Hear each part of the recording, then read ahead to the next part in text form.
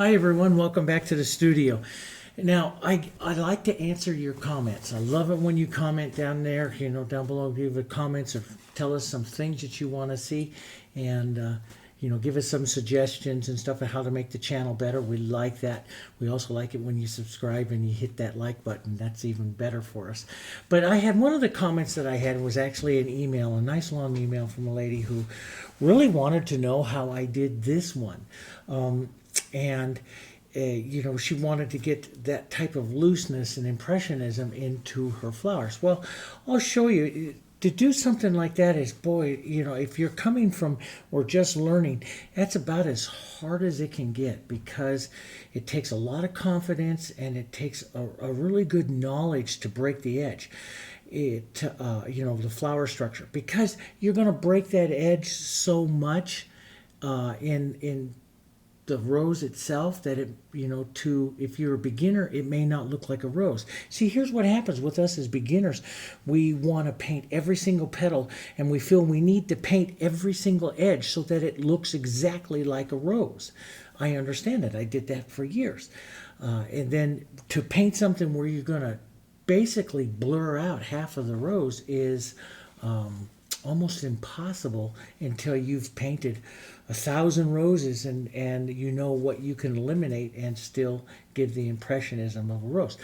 But what I'm going to do is we're going to have some fun. We're going to work towards it. I'm going to do a few videos working towards the impressionism, okay? And we're going to have some fun. And I'm just going to show you a few things to run through and start to lighten up your whole feeling about the painting. All right, so I have a board here. This is 11 by 14, same size as that other board over there, and I'm going to use the palette that I just used. For those of you that follow on the channel, I just painted the little violets and the white blossoms there for the last little wildflower. So I just finished it and I took some water and wiped down my palette here. And so my colors I have out here is my yellow oxide, my Hansa yellow, Darulite yellow, naphtha red light, burnt sienna, pine green, phthalo blue, red violet, quinacridone violet, white. I also put out a little bit of this color. I have a little pile there, just slightly off camera, of this color. This is a color that I make from black, from a touch of black, white, and a touch of yellow oxide. It's just a nice warm color. It's what I usually base a lot of my boards in. Now, what I'm going to do is I'm going to walk you through some fun things. Some of you really like the scrapers, and I found this little red devil, those of you who watched the last landscape, that worked really well. One way in which you have to, as an artist, if you're going to start heading to Impressionism, you have to start getting lighter and airier here. Everything can't be so perfect, So one of the ways that I started to get more and more Impressionism was when I started to manipulate the background. In other words, for years I painted with backgrounds that were absolutely perfect. And so now I start to just trowel on colors and do things, making backgrounds that are different than what I would normally see. Now, some of you saw that one of the Impressionism ones that I did here on the channel early last month, and where I took the scraper and scraped over some things and created, and a lot of you say, boy, this looks like, a Venetian type plaster and stuff. And yeah, you can get some really nice looks that way,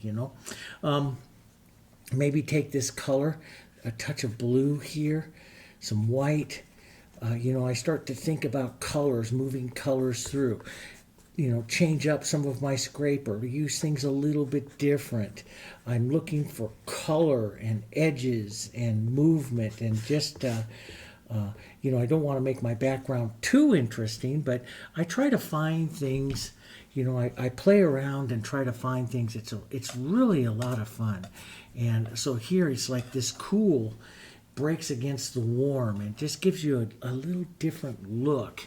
And this is what I love about art, is I get to try all this wonderful stuff. So here's a little cool.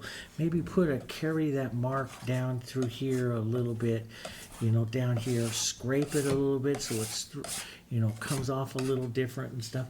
You can get some really pretty different looks. If I feel that a mark is too heavy, when you first start out, you might feel, oh, that mark is a little bit too heavy there, and you can soften it out. You can always take a paper towel and soften it all out. But what I would like, so you can just pull through a little water like this, just right on the edge, and pull through just slightly and soften it out, create a little different. But try different things. It's fun. And those of you that want to go more impressionism and get lighter and airier and get rid of some stiffness to your painting, start doing this. This starts to loosen you all up and gets rid of all these preconceived notions that everything you're doing has to be perfect. Okay? And it looks easy like where I'm doing it here. No, it's not.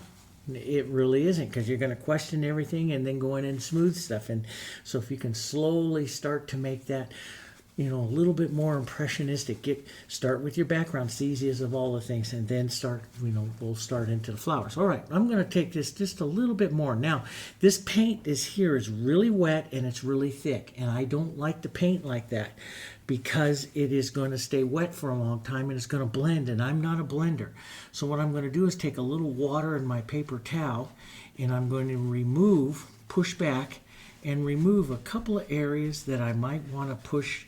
We'll do those pink roses there. So we'll do that. So I'll just run this over this area and take off the excess paint. Maybe leave a little bit through it so that it can create some harmony, but I don't want to get so much into these areas here. Now, let's get in. Let's say we're going to do a pink. Let's make a cooler pink, which is going to come from our naphtha red light, a quinacridone violet, and some white. And let's just toss in a little bit of this. That'll give you a beautiful harmony. And let's just push some of that right through to our background here, just like that. Think about carrying the color and moving it through little color marks. This is Impressionism. This is really a lot of fun. Okay, so we'll push just a little bit of that color around. Maybe we'll push a heavier bit of it right out here that rose builds against here. That's kind of pretty there, okay? And sometimes I like these so much that, I feel like I should just varnish the surface itself. Now, let's go in and let's start a little slow. I'm going to use a number 8 flat. Sometimes I use a 10, sometimes I use an 8. I'm going to take a little red violet, a little quinacridone violet. Let's take some red into this, and let's go in. We're going to do this red to a pink to a red rose. Let's give ultimate contrast right in here. And so I start in real dark right in here, real dark. This is your contrast, real red violet right in there, okay?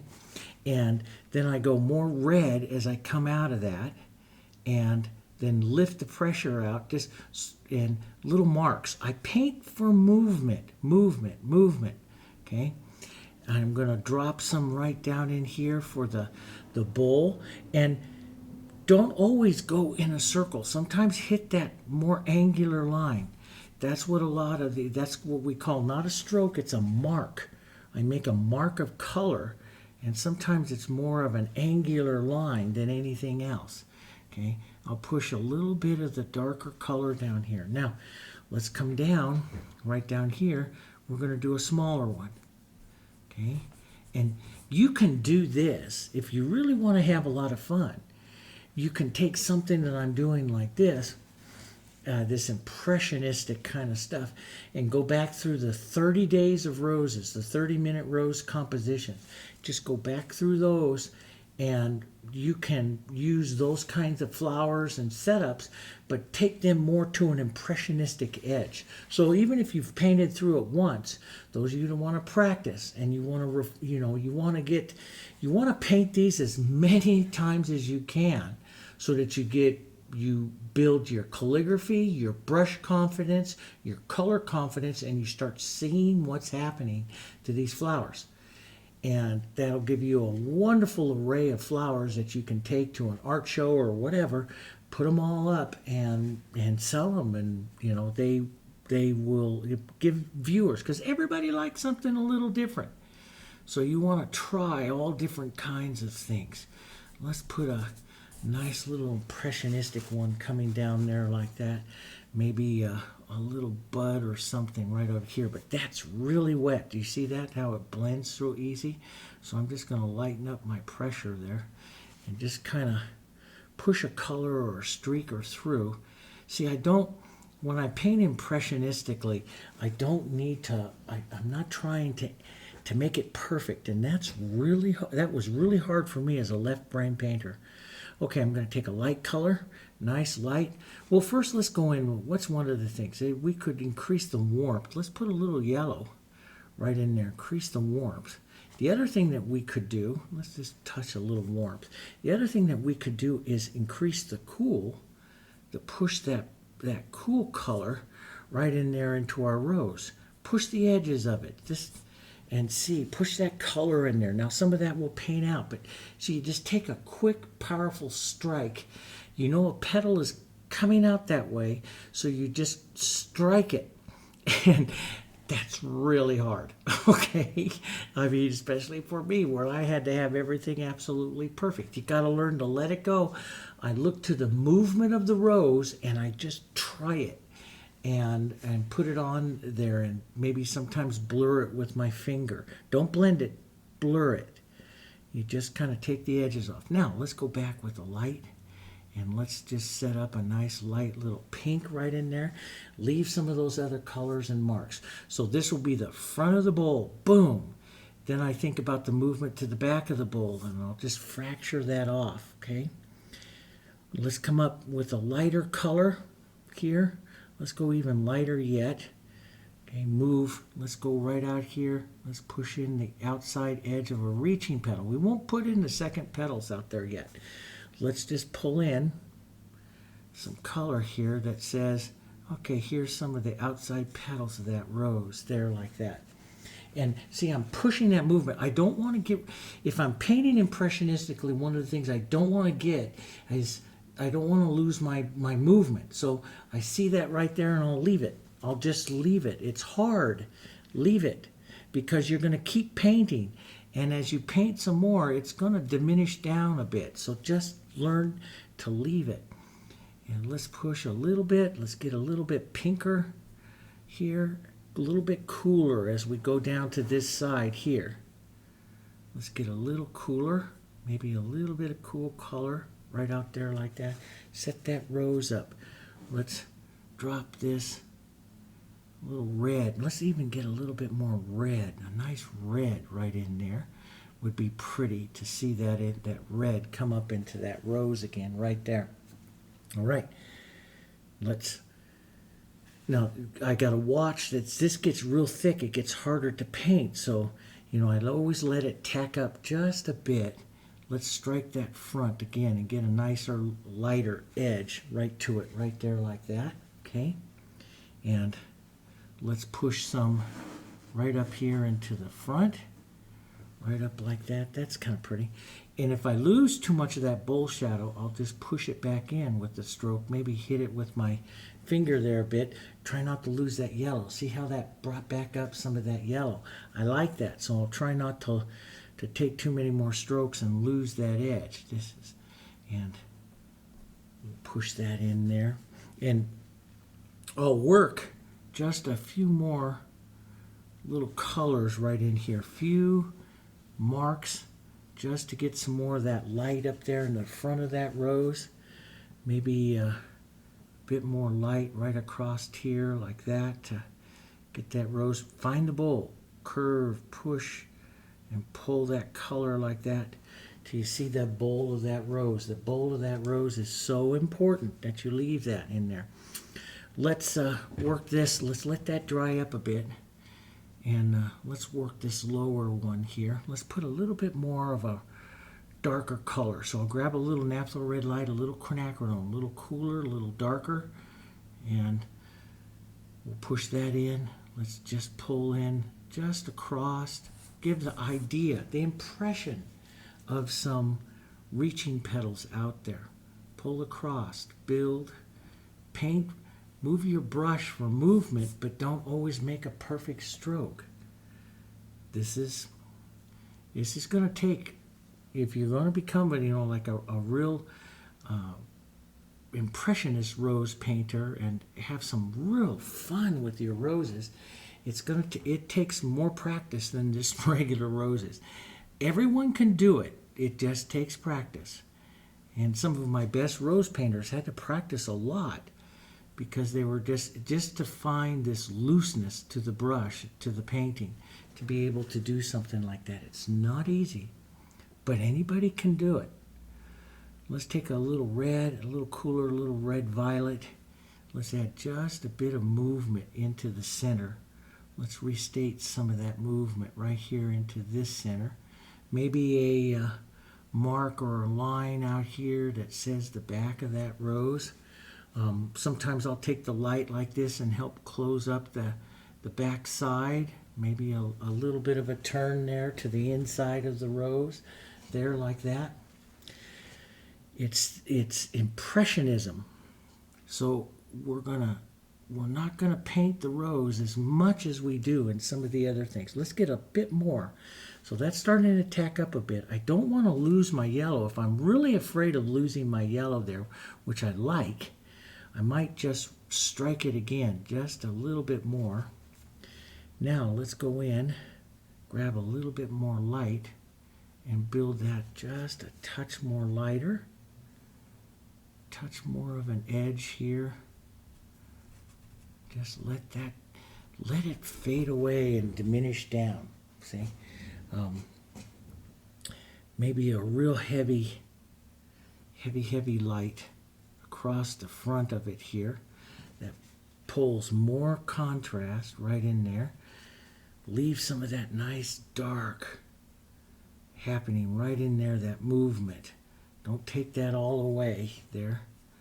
That bowl, that shadow is the most important shadow on the entire rose.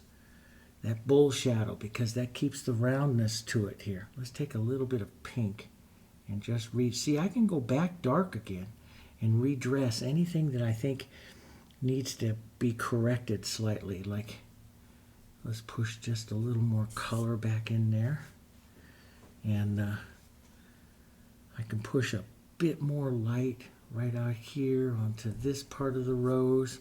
If I feel I want to have a bit more of a shadow. So I try not to get too bogged down, to slow down too much, because if I slow down too much, then I won't like the way it's going. Let's go up here, add some lights to this little bud. Push in some light. Buds are more oval shaped, so we'll just push in some lights there. Thinking, and my thoughts shift from the round to an oval, up and down with an oval here shape that makes more of the bud. And we'll build just a few pull downs here of light, maybe just an idea of the light petals here, and then we'll let that just kind of go. Now, you get ultimate contrast by working we'll put some greens, and I love if I've got a lot of cool, and I love this color, and I really like the pine green and burnt sienna coming up against those colors, and this nice dark contrast I can develop from the rose there with these colors. And you know, you find just by trying different things, and I love taking some of it down, lightening it up with some yellow oxide here, and this is where I get real casual with it, just painting the casual nature, drop in the movement of the rose here, how it's going to move with that brush. Just the edge of the brush, burnt sienna, sometimes heavier with the burnt sienna, sometimes a lot of burnt sienna, and just, you know, put in some stems, small little thorns and stuff like that, you know. If I want it to go real cool, which we should, we'll take some red violet and the pine green, maybe a little bit of burnt sienna with that, and we can make a really cool color here. We can pull down just a bit of that. Now as I come down here, I want to soften the contrast, so I'll thin it out. So I start thinking, okay, I've got to get softer contrast. Maybe add a little bit of my a little green and some of my background that I used back down there to make a softer green that isn't as contrast here so it's softer. I can have some nice movements and stuff here. Take your paper towel and blur some of those edges off like that, okay? And so I can push that around here. Drop some of this down here. Leave some of this edges out like that. It's such a, it really is a good look. And when I first, did that red one with this, then I had a bunch of galleries down in LA and the East Coast contact me and say, hey, we would like to represent you with that. We love that look that you're developing there. They like that expression of that look, and because it's different. And that's the thing. They're always looking for new and different, and it is new. It is different. Let's take some of this soft green, and sometimes you finish like that red one that I did there. I did that all in 10 minutes, and it was perfect. Everything that day worked. I had my friends around me, and I was demonstrating with them, and I was really showing them a technique that I had been working on, and everything just worked that day, and it just went real quick. And of course, everyone sees that, and they feel that it just worked that day, and that's that doesn't happen all the time. Let's be honest, that's not going to happen all the time. That type of feeling that day. Everyone was here. We were talking art all day long, and then we come in and we just let it go, and we let it fly, and something like that works really well. And but that's not going to happen every day. And I realize that about my painting and about everything I do. And that's what makes it fun too. And so here I'm just going to put on a little more contrast. You could switch over. I like the contrast that I'm getting here from the darks, looking at, and I can do a little bit of negative painting like this to pull the viewer's eye up through the rows like that. And I'll look for certain areas to grab that, maybe a bit of that right back down here that gives that, and pull out a bit that gives that other look of that other petal. Maybe I want to have a soft expression. Take a little of that green and red right in there and just pull some of that expression out. Just let some of that green and red run together there like that. And, try. That's the whole thing. It's try. You try. You have some fun. This is fun to try and just paint it. Now this green leaf came up on top of this white, this lower rose here, and I think I want the petal of the lower rose on top. So see, I'm stroking it very deliberately there to push that on top. Maybe a touch more light here. I won't go over it too many times because that will blend it and I'll lose the power of that rose. So I don't want to do that too many times here. Boom, just to get that edge. I like that. Maybe a bit of a cooler, some red violet, quinacridone, model that all up.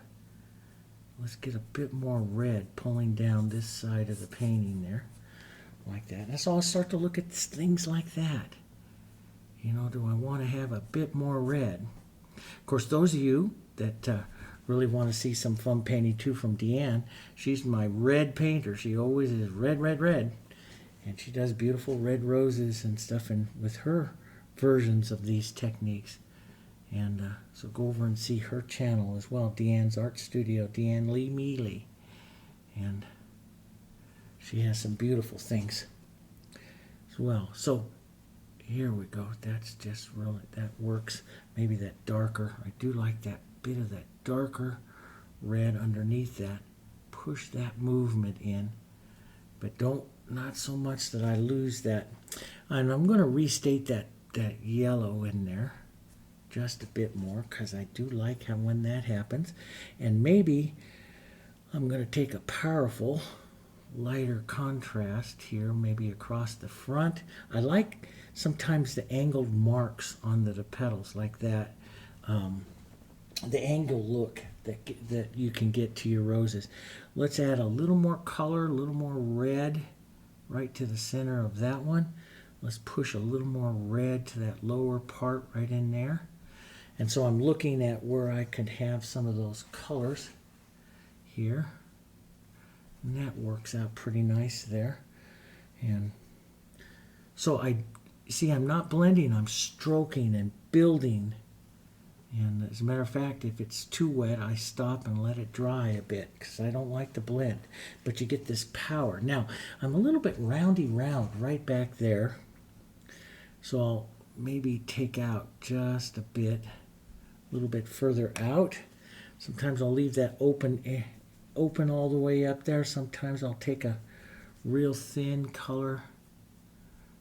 I like the juxtaposition of light against the dark leaves here like that too in a bouquet. That just adds so much. So here you got a pretty little, and you could, if I was really super impressionistic, like you did on that, and really brave, and some days I'm not that brave, I'd come in here and maybe pull right down with some green or some red right down here like that to take that off, or maybe blur out some, or a little bit of pink down like that. Look at what that does. Just takes that down, and you can blur that right with a little bit of pink and green coming down.